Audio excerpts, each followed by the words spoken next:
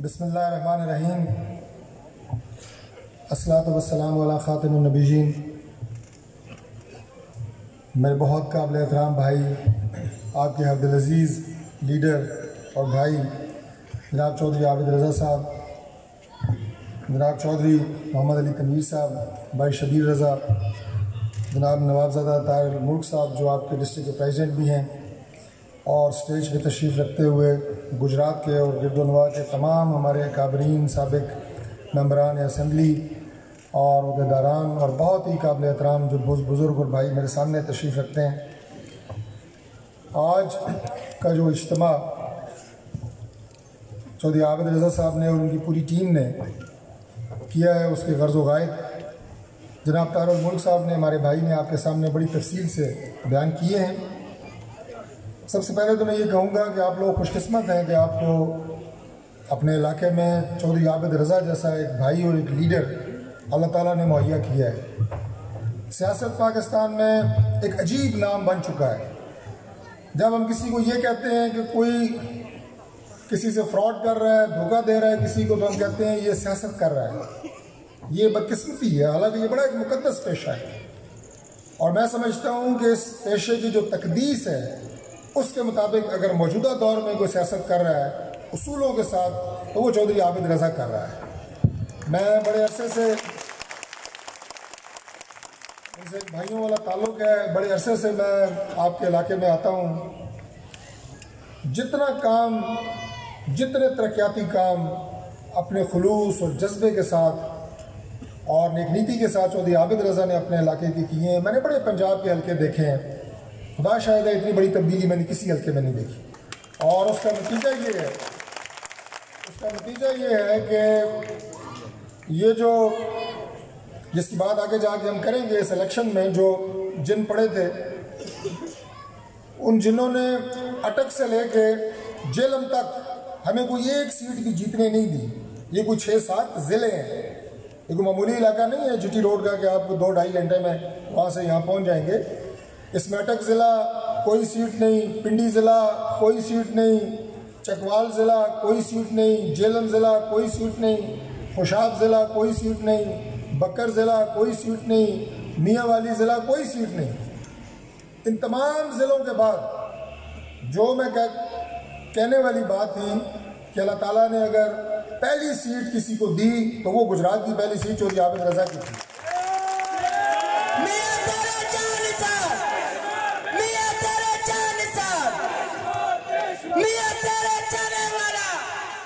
اور اس میں یقیناً اللہ تعالیٰ کا کرم سب سے پہلے ہے، اور اس کے بعد آپ سب کی محبت ہے جو دن رات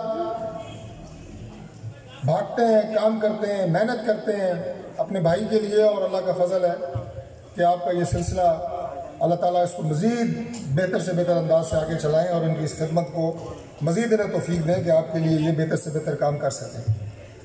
میں ابھی پرسوں ایک ٹیلی ویژن پروگرام میں تھا اور مجھ سے جو اینکر تھا اس نے ایک سوال کیا۔ اس نے کہا آپ یہ بتائیں کہ ایک جملے میں آپ بتائیں کہ آپ کا بیانیہ کیا ہے، نواز شریف کا بیانیہ کیا ہے؟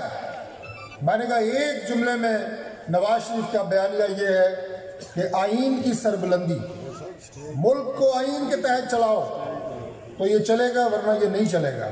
ووٹ کو عزت دو، ووٹ کو عزت دو، ووٹ کو عزت دو۔ آپ اگر کوئی موبائل خریدتے ہیں، جب اس کا ڈبہ کھولتے ہیں تو اس میں سے چند پرچیاں نکلی ہیں جس پہ اس موبائل کو چلانے کا طریقہ کار ہوتا ہے۔ وہ گھڑی خریدیں اس میں سے بھی چند پرچیاں نکلتی ہیں، دوائی لیں اس میں سے بھی چند پرچیاں نکلتی ہیں، جسے مینول کہتے ہیں۔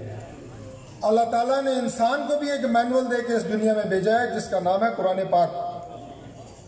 وہ اس دنیا کو چلانے کا مینول ہے، ایک دستور ہے، ایک مکمل ضابطہ حیات ہے۔ اسی طرح اس ملک کو چلانے کا بھی ایک مینول ہے جس کا نام آئین ہے۔ ہم آئین کی سربلندی کی بات کرتے ہیں، لیکن موجودہ حکمران جب وہ یہ دیکھتے ہیں، جب وہ یہ محسوس کرتے ہیں کہ ہماری نالائکیاں اور ہماری جو جہالت ہے اور ہماری جو نالائکی ہے وہ ایکسپوز ہو رہی ہے، تو پھر وہ کہتے ہیں کہ مسلم لیگ نون اداروں کے خلاف ہے۔ مسلم لیگ نون کسی ادارے کے خلاف نہیں ہے، یہ بات بالکل واضح ہونی چاہیے۔ اور پھر پن پوائنٹ کر کے کہتے ہیں کہ مسلم لیگ نون جو ہے یہ فوج کے خلاف ہے۔ بھائی فوج جو ہے پاکستان میں 7 لاکھ سے زائد ہمارے فوجی جوان ہیں، ان کی شہادتیں ہمارے لیے قابل فخر ہیں۔ ہم اس ماں کو سلام پیش کرتے ہیں کہ جس کے بچے کی شہادت ہوتی ہے، فوجی کی شہادت ہوتی ہے، اور جب اس شہید بیٹے کی لاش اس کے گھر جاتی ہے تو وہ کہتی ہے میرا اگر دوسرا بیٹا بھی ہوتا تو میں اس ملک پہ قربان کرتی۔ اس ماں کے جذبوں کو سلام پیش کرتے ہیں۔ لیکن ایک بات، ابھی جو بہت خوبصورت نوجوان آپ نے دیکھا ماضی قریب میں ابھی جن کی شہادتیں ہوئیں، کیپٹن جنید بڑا خوبصورت نوجوان، لیفٹیننٹ ناصر جس کا بھی میاں نواز شریف صاحب نے ذکر کیا، جس کا باپ بھی شہید تھا۔ میں جس علاقے سے ہوں وہاں پہ ایک نشان حیدر شہید دفن ہے، لانس نائک محفوظ شہید اسلام آباد میں۔ ان لوگوں کی قربانیاں اس لیے نہیں ہیں، اس وطن عزیز کی دفاع کے لیے ہیں، پاکستان کی سرحدوں کو محفوظ بنانے کے لیے ہیں، ان کی جان کے نذرانوں کو ہم سلام پیش کرتے ہیں، لیکن وہ قربانیاں اس لیے نہیں ہیں کہ جنرل مشرف جو ہے وہ اقتدار پہ قبضہ کر لے۔ وہ اس کو ویلیڈیٹ نہیں کرتی ہیں، نہ وہ ضیاء الحق کے مارشل لا کو ویلیڈیٹ کرتی ہیں، نہ وہ ایوب خان کے مارشل لا کو ویلیڈیٹ کرتی ہیں۔ یہ وہ نقطہ ہے جس کے اوپر میاں نواز شریف بات کر رہا ہے۔ موجودہ حکومت کی ایک مثال میں آپ کو دوں، آپ دیکھتے ہیں کہ جب بچے ہوتے ہیں اسکول میں، جب لڑ پڑتے ہیں، کسی بچے کو جب مار پڑے، وہ دوڑا باپ کے پاس آتا ہے، ابا مجھے فلاں نے مارا ہے۔ یہ موجودہ حکومت کی یہ بات ہے، جب انہیں مار پڑتی ہے ان کی نالائکیوں کی، عوام سے، میڈیا سے، تو یہ پھر جناب ابے کے پاس چلے جاتے ہیں، جناب آپ کا نام لے رہے ہیں جی، ان کے پیچھے جا کے چھپتے ہیں۔ ہم نے بارہ ان کو کہا کہ اداروں کے پیچھے آپ مت چھپیں، ہم اداروں کے خلاف نہیں ہیں، لیکن آپ اداروں کی چھتری استعمال کر رہے ہیں اپنے آپ کو بچانے کے لیے۔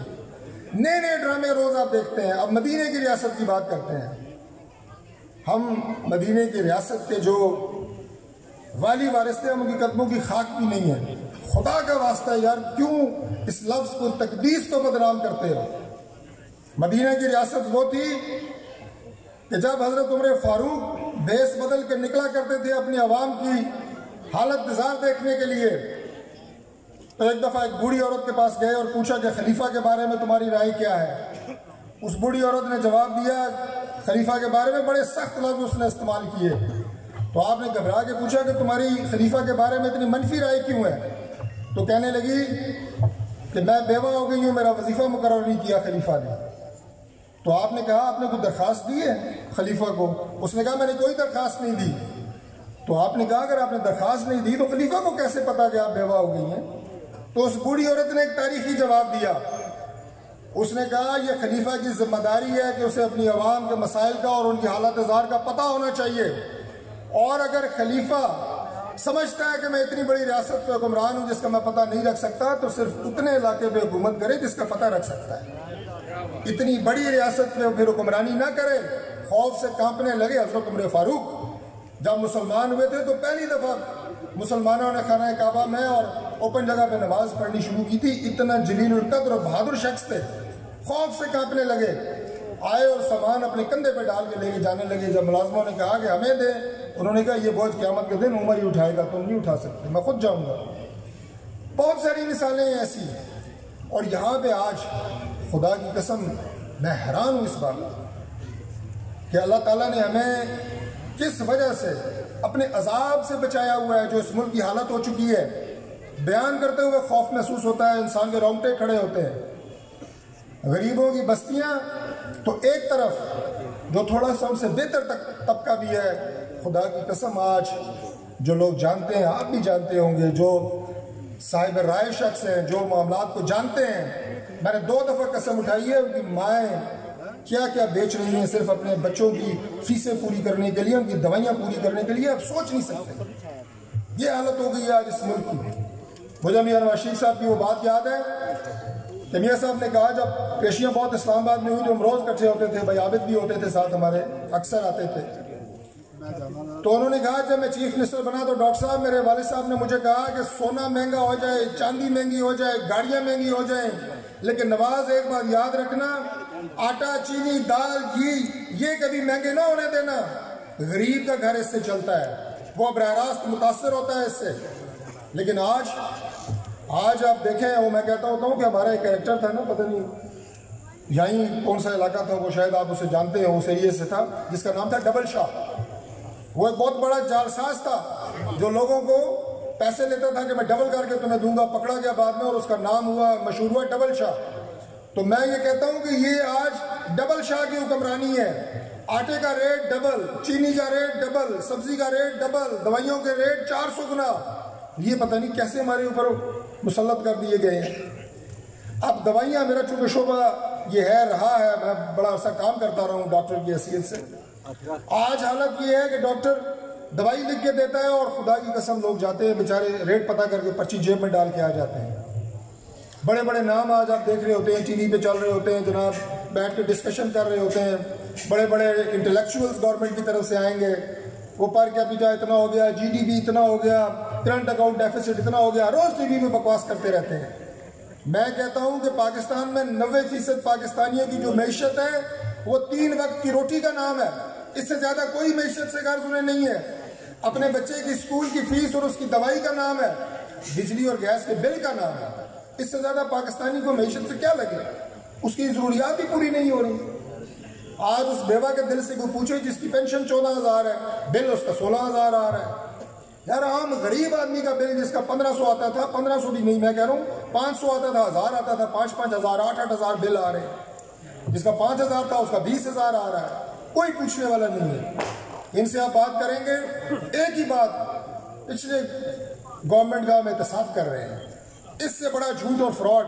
ابھی میں نے دوائیوں کو آپ کا ذکر کیا, جو دوائیوں کا وزیر تھا جس نے دوائیاں 400% مہنگی کی, اس کے اکاؤنٹس پکڑے گئے جس پہ 5 ارب روپیہ لیا گیا. میں تو روز ٹی وی یہ بات کرتا ہوں, اکثر آپ نے سنا ہوگا, نام لے کے بتاتا ہوں جناب, یہ اکاؤنٹ کے نمبر ہے. 5 ارب روپیہ لے کے دوائیوں والی کمپنیوں سے اس نے دوائیاں 400% مہنگی کر دیں.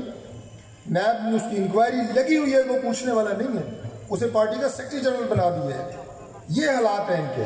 یہ میں آپ کے سامنے چند باتیں اس لیے رکھ رہا ہوں کہ آپ کو یہ پتہ چلے کہ یہ جو تحریک جس کا آغاز ہونے جا رہا ہے, یہ ہو چکا ہے. اس کی بنیاد کیا ہے؟ اس کی بنیاد یہ ہے کہ عوام کو ان لوگوں سے جو جعلسازی کر کے, جو غلط طریقے سے گورنمنٹ میں آئے ہیں, ایک جھوٹے الیکشن کے نتیجے میں گورنمنٹ میں آئے ہیں, ان کا احتساب کرنا ہے اور ان سے جان چھڑانی ہے. اور جو لوگ میں سمجھتا ہوں کہ ذمہ دار ہیں, جو سیاست میں ہیں, جو اپوزیشن میں ہیں, یہ ان کی ذمہ داری ہے. ہم اکثر جاتے ہیں, جیسے آپ سے مل رہے ہیں, غمی خوشی پہ جاتے ہیں, آپ یقین کریں کہ لوگ پوچھتے ہیں, غصے سے پوچھتے ہیں کہ جناب ان سے ہماری جان کب چھڑائیں گے. اور جب اپوزیشن کا پریشر آتا ہے تو جناب غداری کے پرچے درج ہو رہے ہیں. کہتے ہیں ہم بہت بااصول ہیں, غداری کے پرچے. اور پاکستان کی 73 سالہ تاریخ میں پہلی دفعہ ہوا ہے کہ پاکستان کے وزیر اعظم نے آزاد کشمیر جو ہے الگ ریاست ہے, اس کے وزیر اعظم پہ غداری کا پرچہ دے دیے. راجہ فاروق حیدر صاحب پہ پرچہ ہوا ہے غداری کا, یہ شادرہ تھانے میں جو پرچہ ہوا, ان کا نام بھی اس میں شامل ہے. یعنی اس جیسے رنگیلے آپ نے کبھی دیکھے ہیں؟ یہ تاریخ ہے. محمد شاہ رنگیلا ایک کریکٹر ہوتا تھا, ایک بادشاہ گزرا ہے محمد شاہ رنگیلا, یہ اس کی نسل سے ہیں. یعنی مسخرے, ٹی وی پہ بیٹھ کے جگتیں لگانی, انتہائی غیر سنجیدہ گفتگو کرنی. روزانہ 4-5 وزراء آتے ہیں, پریس کانفرنس کرتے ہیں, صرف پچھلی حکومتوں کو, نواز شریف زرداری. لوگ کہتے ہیں یار شاید کوئی دوائی سستی کرنے کی بات کریں, شاید کوئی آٹا سستا کرنے کی بات کریں, شاید کوئی ہمارے مسائل کو حل کرنے کی بات کریں. نہیں, پچھلی گورنمنٹ جناب, بھائی 2-2.5 سال ہو گئے ہیں.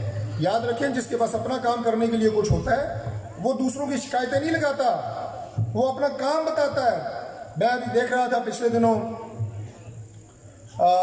نیوزی لینڈ کی پرائم منسٹر, اس کا چھوٹا سا ایک کلپ تھا, آپ نے بھی شاید دیکھا ہوگا. اس نے کہا کہ میرے 3 سال مکمل ہو گئے ہیں گورنمنٹ کے, اور مجھے میری کابینہ نے کہا ہے کہ 3 منٹ کے اندر آپ اپنی کارکردگی بتائیں کہ ہم نے کون کون سی ریفارمز کی ہیں. وہ 3 منٹ میں اس طرح بات کر رہی تھی جیسے مشین چلتی ہے. لیکن اس کے باوجود 3 منٹ میں وہ اپنے کام نہیں گنوا سکی جو کام اس نے اپنے ملک کے لیے کیے تھے.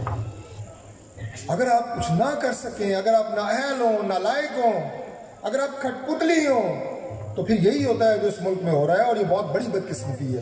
یہ ملک اس کے لیے نہیں بنا تھا. اس ملک کے پیچھے 4 لاکھ انسانوں کی جان کے نذرانے, ان کی قربانیاں اور ان کی شہادتیں ہیں. آج یہ قوم یہ ڈیزرو نہیں کرتی جس طرح کے لوگ اس کے اوپر مسلط ہیں. اور اب یہ تحریک جو چلی ہے تو انشاءاللہ تعالی یہ اپنے منطقی انجام تک ضرور پہنچے گی انشاءاللہ. میاں نواز شریف صاحب براہ راست اس کی قیادت کر رہے ہیں اور ہم سب ان کے ورکر آپ کے ساتھ مل کے انشاءاللہ شانہ بشانہ ان کے ساتھ کھڑے ہوں گے اور ملک میں آئین کی سربلندی کے لیے اس ملک کو دوبارہ اپنے ٹریک پہ چڑھانے کے لیے. آپ کو یاد ہے میاں نواز شریف کا دور؟ آخری میں آپ سے گفتگو کر رہا ہوں. میاں نواز شریف کا دور یاد ہے؟ 5 سال اگر اور نواز شریف، اور وہ جیت رہے تھے، مسلم لیگ نون جیت رہی تھی، شیر جیت رہا تھا، لیکن میں نے آپ کو بتایا، آپ کو میں نے دریا اٹک سے لے کے دریائے جہلم تک کی ساری داستان آپ کے سامنے رکھی ہے. اگر 5 سال اور یہ دور نواز شریف کو دے دیا جاتا جو عوام اس کو دے رہے تھے، خدا کی قسم پاکستان کی تقدیر بدل جاتی. ان دنوں میں کبھی سی پیک کا ذکر آپ نے سنا ہے؟ یعنی سی پیک اس ملک کی تقدیر بدلنے والا تھا. کوئی پتہ ہی نہیں ہے، نہ کوئی بجلی کا کوئی پتہ، نہ باقی معاملات کا کوئی پتہ. تو بہرحال میں زیادہ وقت نہیں لوں گا چونکہ اور بھی ہمارے بھائی بھی آپ سے بات کریں گے.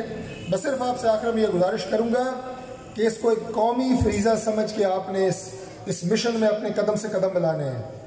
یہ اس لیے نہیں ہے جناب کہ جو عابد رضا خوش ہو جائے گا، میں اپنے علاقے میں بندے کا جو کروں، ڈاکٹر طارق خوش ہو جائے گا، طاہر الملک صاحب خوش ہو جائیں گے. نہیں، یہ ایک قومی فریضہ جہاد ہے.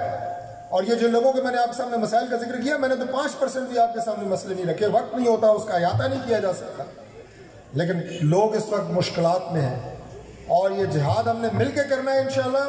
ان حکمرانوں کے خلاف جو نااہل ہیں، جو نالائق ہیں اور جو غیر آئینی اور غیر قانونی طریقے سے اس وقت مسلط ہیں، ان کے خلاف ہم نے جہاد کرنا ہے اور انشاءاللہ اپنے ملک کو ہم نے نجات دلانی ہے. بہت شکریہ. پاکستان زندہ باد.